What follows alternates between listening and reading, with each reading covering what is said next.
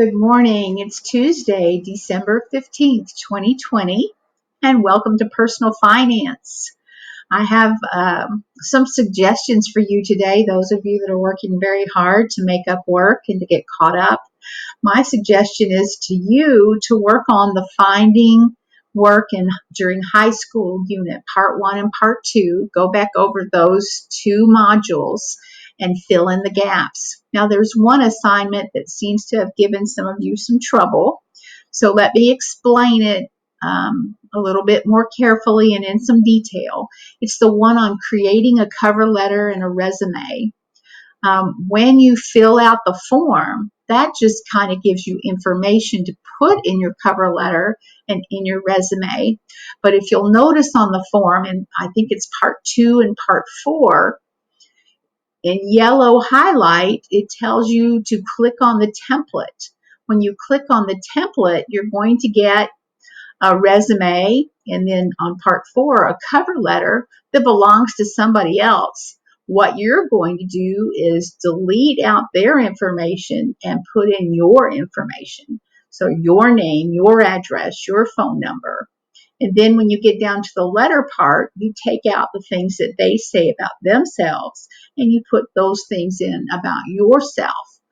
When you're all finished, you can select all and remove all the yellow and then turn in those 2 documents, the completed resume template and the completed cover letter template. Now, when you click on those, it's going to cause you to have to make a copy, and that's fine because it should be your own copy. So you can rename it and put your name dash resume, and on the other one, your name dash cover letter, and that'll work really nice. So when you get ready to turn them in, you can upload the files onto Canvas. Please do not email these to me. Please upload them on Canvas.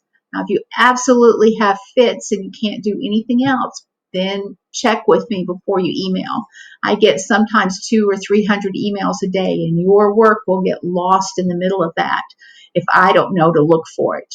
So please submit all your work on Canvas to the very best of your ability. All right, I want you to realize that makeup work must all be completed by January 2nd. That's very generous.